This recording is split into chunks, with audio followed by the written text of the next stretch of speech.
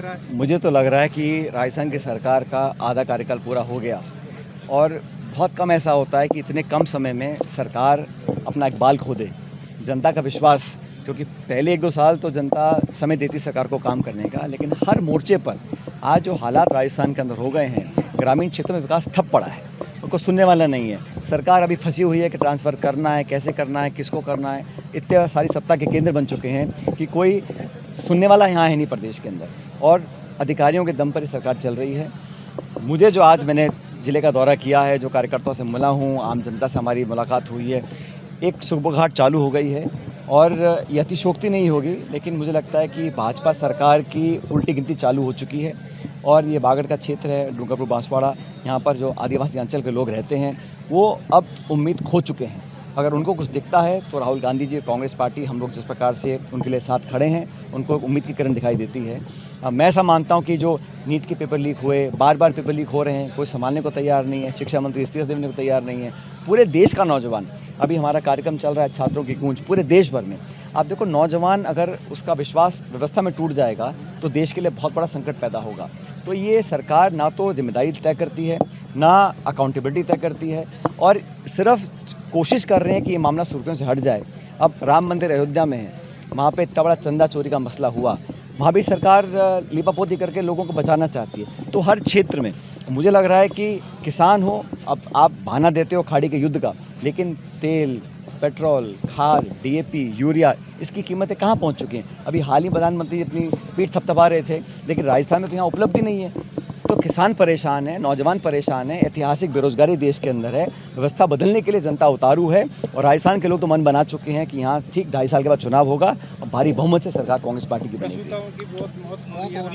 व्यवस्था चरमरा गई है, चाहे कोटा हो, चाहे बीकानेर हो, चाहे बाकी ज़िले हों, हर जगह ना तो कोई सुनने वाला है और ना जिम्मेदारी। जब बच्चों की जान जा रही है, हमारी माँ बहनें तड़प तड़प कर अपनी जान दे रही हैं, कौन जिम्मेदार है? अगर व्यवस्था में ना तो निवेश करने को तैयार है, ना उसको सुधारने को तैयार हैं, और जो लोग सत्ता में बैठे हैं अगर वही जवाब नहीं देंगे तो जनता किससे सवाल पूछेगी? आगामी पंचायत चुनाव और विधानसभा चुनाव में चुनौती किसे मानते हैं? भाई ऐसा है, ये सरकार डरी हुई है। अगर चुनाव कराएंगे, हाई कोर्ट के लताड़ पड़ चुके कई बार, फिर भी जानबूझ के चुनाव नहीं कराना चाहते हैं। उनको मालूम है चुनाव होगा और परिणाम उल्टे आएंगे। ये तो परिसीमन कराना चाहते हैं। ऐसे ऐसे बहाने दिए हैं हाई कोर्ट के अंदर चुनाव ना कराने की, कि गर्मी ज़्यादा है, स्कूल के एग्ज़ाम है। संविधान में लिखा है भाई 5 साल में चुनाव कराने पड़ेंगे आपको। यहाँ लगातार चुनाव से बच रहे हैं, ये बैकफुट पर हैं, डरे हुए हैं और ये जान रहे हैं कि हमने काम किया नहीं है। सिर्फ अखबार में फ़ोटो आ रही है, विज्ञापन छप रहे हैं, धरातल पर लोग नाखुश हैं। और यहाँ जो सरकार चलाने वाले लोग हैं उनको खुद ही नहीं पता कि वो कितने दिन रहेंगे, नहीं रहेंगे। सारा मामला दिल्ली से चल रहा है। और ये जो चुनाव होंगे जब, तो प्रचंड बहुमत के साथ, ना सिर्फ ग्रामीण क्षेत्र में लेकिन शहरी क्षेत्र में कांग्रेस का परचम फैलेगा, उनको बहुमत मिलेगा। लोकसभाओं का भी परिसीमन काफ़ी कुछ हो गया राजस्थान। चर्चाएं चल रही हैं भाई, चर्चाएं चल रही हैं, लेकिन मैं मानता हूं पहले जनगणना तो हो। प्रक्रिया ये है कि जनगणना होती है, जनगणना के बाद एक परिसीमन आयोग बनता है, आयोग की सिफारिश होती है, उसके बाद परिसीमन होता है। ये तो जानबूझ के अपने राजनीतिक स्वार्थ को साधने के लिए, अपने हित कैसे पूरे हों, तोड़फोड़ कर कर परिसीमन करना चाहते हैं। ये संविधान में लिखा ही नहीं हुआ। जनगणना के बाद परिसीमन आयोग बनेगा, आयोग की सिफारिश पे परिसीमन होता है। ये जानबूझ के करना चाहते हैं, जो उन्होंने असम में किया है, जो जम्मू कश्मीर में किया है। अपना राजनीतिक हित कैसे साधें, इस पर ध्यान पूरा केंद्रित है इनका। मैं बता रहा हूँ आपको, इन बातों में ध्यान मत दो। कांग्रेस पार्टी आज ना सिर्फ पंजाब में, उत्तराखंड में, गोवा में, लेकिन आने वाले तमाम विधानसभा चुनाव होंगे, हम चुनाव जीतेंगे।